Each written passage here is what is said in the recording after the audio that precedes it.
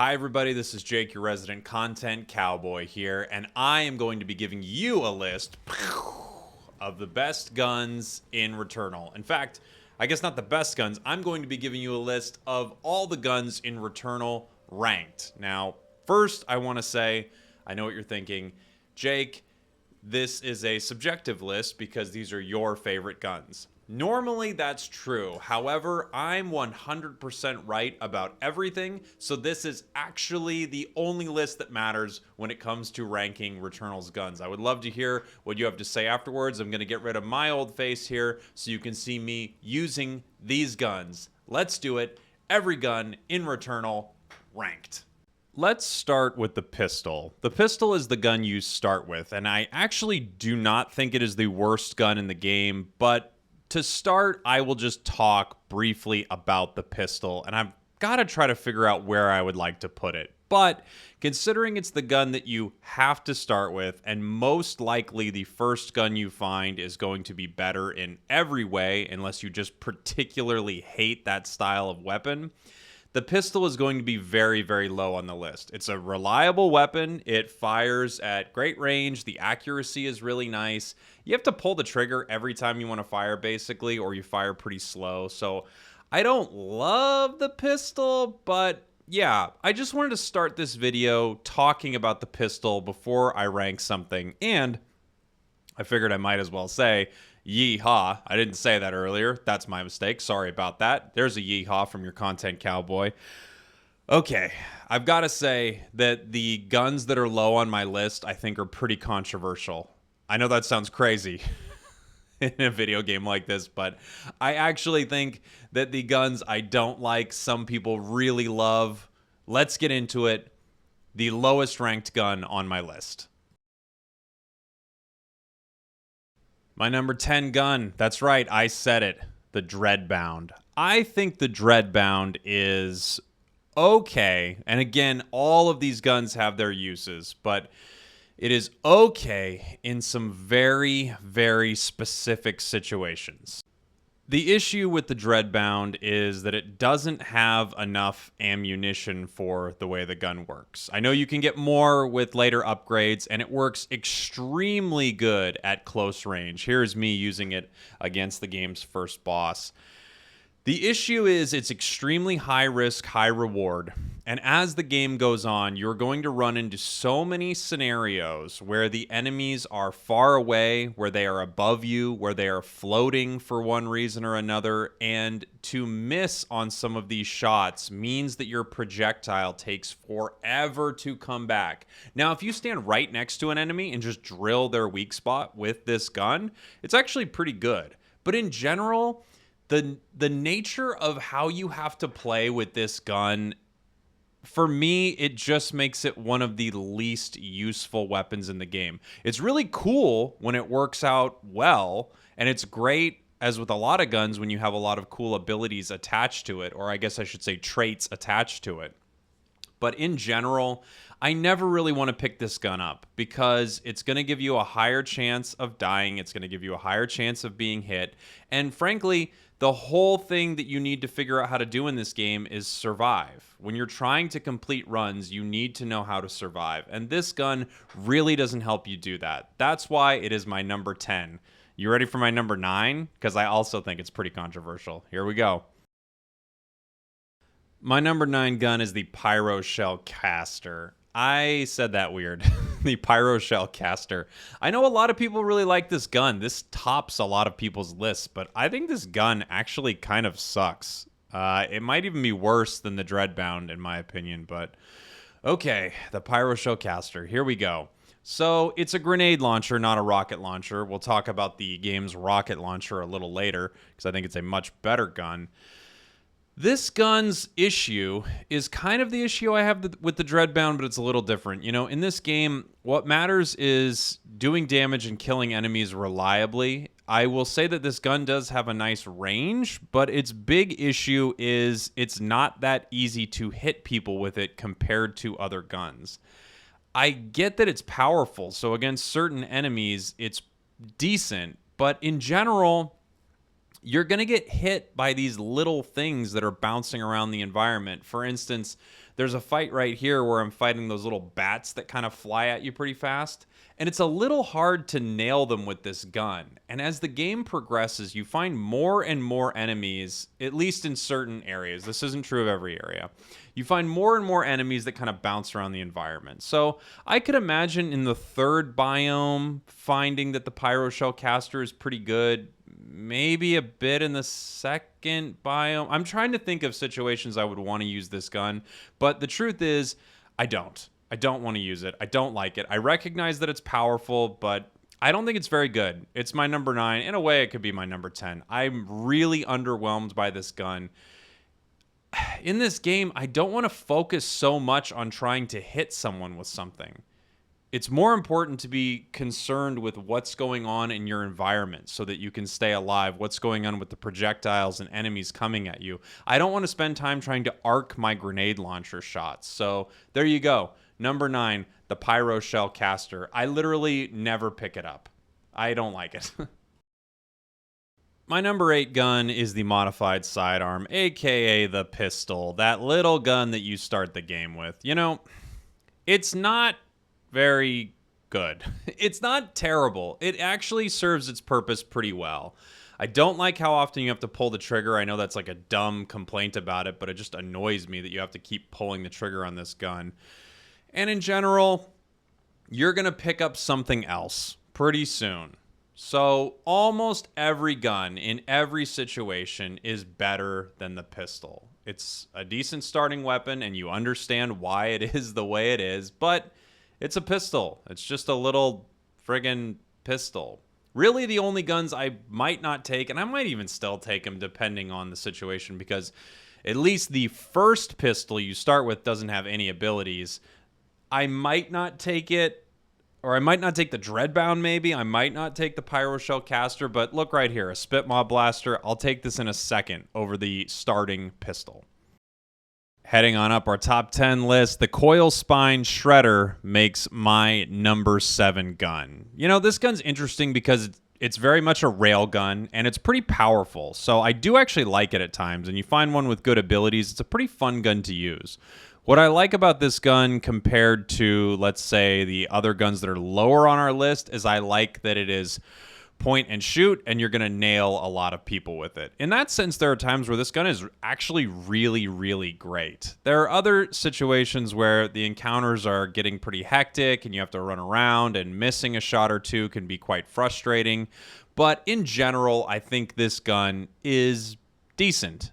It's not the best. I wish it had a bigger clip. I know there are ways to get more ammo, essentially, but I don't want to talk about these guns as if you always find the best version of them. I just want to talk about them in general. I think the Coil Spine Shredder is fine. Sometimes I love it. Most of the time, there are other guns I'd rather pick up instead of it. You know, I don't know. There's not much to say about it. The Coil Spine Shredder is, you know, my boyfriend that I'm not too excited for. And then when this new guy comes around, boy, I'm interested, right? He's our lame boyfriend. Take that, Coil Spine Shredder. My number 6 gun, the Rockland Lobber. You know, gun number 6 and gun number 7 are actually pretty similar here. They both are sort of a railgun type shot. And what I mean by that is you point and it shoots exactly where you want it to shoot. They don't have a large pool of ammunition. You can get more ammunition for them with different traits. But in general, they're just a one-shot. They're a pea shooter. You're shooting them around like, pew, take that.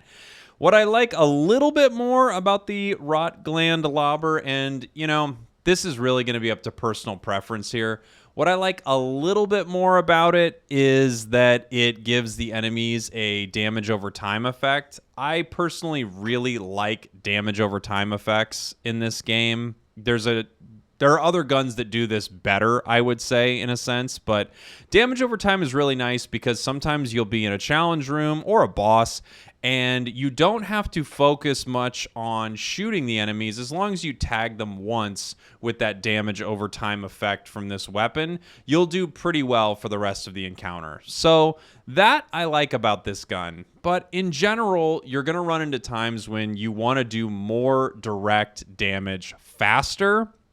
And in those moments, I think you're going to get a little frustrated with a gun like this. I could see people swapping the coil spine, and the come on, Jake. The Rockland Lobber. That's Rockland Lobber, Rockland Lobber, Rockland Lobber. Try to say it 3 times fast. If you can do it, I'll give you $500 when I see you in person if I have it on me. If I don't, I'm sorry. You don't get the money. But there you go. I don't know. I think this gun and the Coil Spine Shredder are similarly matched, but I do appreciate the damage over time more because you can kind of hide out and wait until you encounter all the enemies again. There you go. Rockland Lobber. Number 6. Number 5 is the Spitmaw Blaster, aka the game's shotgun. Why did I say games like that? The game's shotgun. So, alright, here's the deal with the Spitmaw Blaster. I wasn't sure exactly where to put it, because when it is its basic shotgun form, it's fine, but it's really high risk, and there are so many situations you wouldn't pick it up, because you don't want to be that close to enemies. In this first biome of the game, it's totally fine. But later in the game, there are huge problems with having a shotgun. I will say, however, one of the basic abilities it has, or traits it has, is the slug shot. And that's great because it turns it into a shotgun with sort of a rail gun attached to it. So you're shooting that one bolt at people. And that gun is particularly great. I think it's really, really good. Also, the shotgun itself, the Spitmaw Blaster itself, is pretty good in certain areas, but I don't like anything that really limits my range, which is why the Dreadbound was so low. So, I don't know. My thought with this gun is it is good if you can find the right traits, and there are enough circumstances where you'd pick it up over some of the other guns you have. However, if this gun didn't have slug shot, I would probably keep many of the guns we've talked about previous, depending on my biome. For the most part, I'll pick this up if it's got slug shot, and if it doesn't, I probably won't. So it's a weird gun to put on my list in this position, but I do think it makes sense. My number 5, Spitmaw Blaster. It's also pretty fun. The Hollowseeker is a weird gun. It's like a Needler from Halo, and sometimes you think it's absolutely terrible, and other times it's freaking great. I think this gun really depends on what traits you pick up with it at times. There are a couple traits for this gun that I think are almost game-breaking. It makes it one of the best guns in the game. There are also times you pick this gun up and it just sucks. I mean, it's so weak at times. You feel like you're just not doing enough damage to people. It's not one that I love to take into bosses necessarily. However, there are times where this gun is really, really good. You're watching me fight with it in this challenge room right now, and it makes things pretty simple. I like guns that let me hold down the trigger and focus on moving around the battlefield, staying away from my enemies, making sure I don't get hit, making sure I take out all the weak people so I can deal with the stronger guys one-on-one. And I think this gun does that very, very well. It also has a couple traits that are just so good. And this is true of all the guns. All the guns have some really, really good traits. But let me show you this one trait that this gun has. I pick it up a little later. Let me find it. 1 second. Right here, I pick up a Hollowseeker with Portal Beam. It has a few other modes like this that are also really good. It has Portal Beam, and it has, let me pull it up. It also has Portal Turret as it gets really, really strong. This gun is so good with this beam. Just starting to fire it in an encounter opens up a portal, and this beam does continuous damage to enemies. If you have the portal beam and the portal turret, woo, this thing is just brutal. It's really, really brutal. I highly recommend picking this gun up in this form. But in general, the Hollowseeker is pretty good. There are other situations where I would not pick it up, and that's when it's weak and it doesn't have much. Maybe it just has, waves or something attached to it. It's just not that strong. But this gun, yeah, I mess with this gun a lot. Here we are. We're in the top 3. The Tachyomatic carbine. It's pretty basic. It's your basic assault rifle in this game, but it's really, really good. It's decently strong. All of its traits are pretty good. There aren't too many that I don't like. So I think it's always a pretty good choice to pick this gun up. Pretty good. There are others that I like more. Obviously, it's number 3. But in general, you can drill your enemies pretty hard. You don't have to be pulling the stick the whole time to do it, and you get to focus on what's important, which is strafing around the environment and killing everyone. I think in general, this is a super solid gun that you can use in any sense. I don't think there's a single biome this doesn't work well on. It's just a continuous stream of bullets. So yeah, it's a really, really good gun. I don't have too much to say about it. The only thing I guess that's not fun about this gun is it's not a very sexy gun, you know? It's an assault rifle. You can say that for other guns. It's a shotgun. It's a rocket launcher. It's a pistol. You could say that for lots of things in this game. And I do like the unique weapons that they have in this game. However, this gun is just extremely solid. You can really never go wrong with it. Again, you can fight any boss with it. One of the biggest things in this game, if you take anything from this video strategy-wise, is just move around the environment. Keep moving, avoid the shots, and use a gun that lets you focus on moving around. And the Tachyomatic carbine does just that.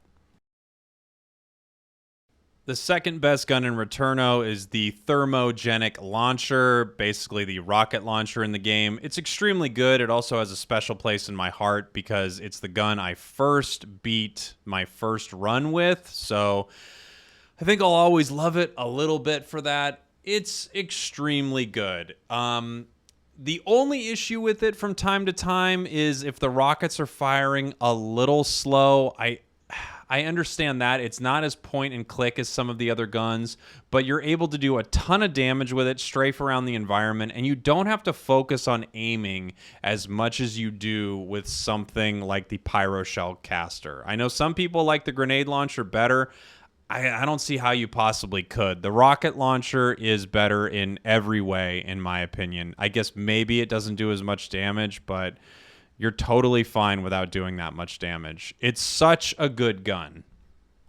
I'm not positive. I'm pretty sure that the trait that I don't like on this gun is called Mega Rocket, and it turns it from firing this little burst fire of rockets into one slower moving rocket. That trait I actually think kind of hurts this gun a lot, so I don't really pick it up when it's got Mega Rocket on it. But other than that, it's one of the best guns in the game. Now on to the only gun that matters ever. I'm serious. The Electro Pylon driver is the best gun in the game, hands down. Nothing comes close. It's not even close. Congratulations once you unlock this gun. You've unlocked easy mode. This gun is ridiculous. It's insane.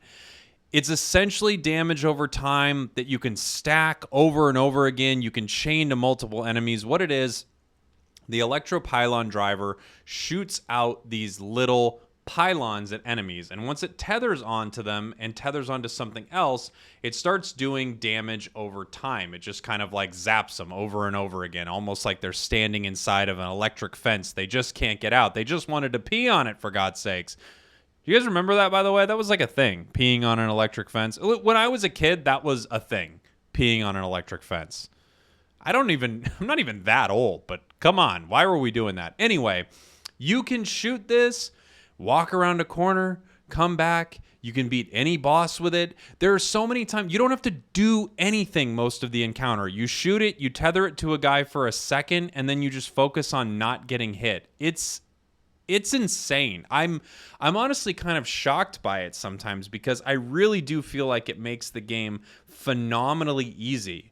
You can beat every boss with it. At first I thought, oh, this is going to be good against individual enemies, but bad against bosses. Nope.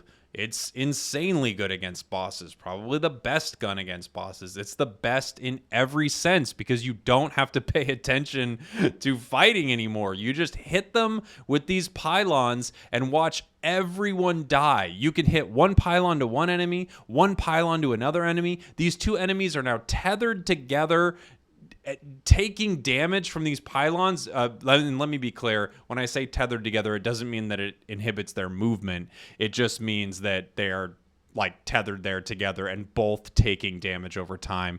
You can create these webs around the environment that enemies run into, especially when you get to the last biome and they're sending these floating guys at you constantly. You can kind of create these little web fields that destroy them all.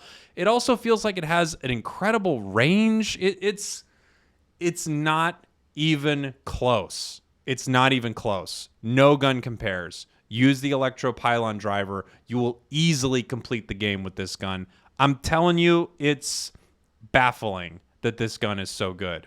I hope they don't nerf it because I love it so much. I don't think they will. I mean, it's a single-player game, but truly, truly, truly, nothing comes close to this gun. I would love to hear what you think in the comments. How far off am I? I can't wait for the Pyro Shell caster fans to come in here and tear me a new one. But there you go. My completely unbiased, 100% accurate list of the guns in Returnal. Let me give them to you 10-1 one more time.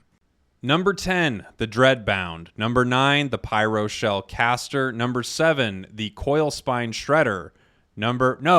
Yeah? I jumped. Hold on, Jake.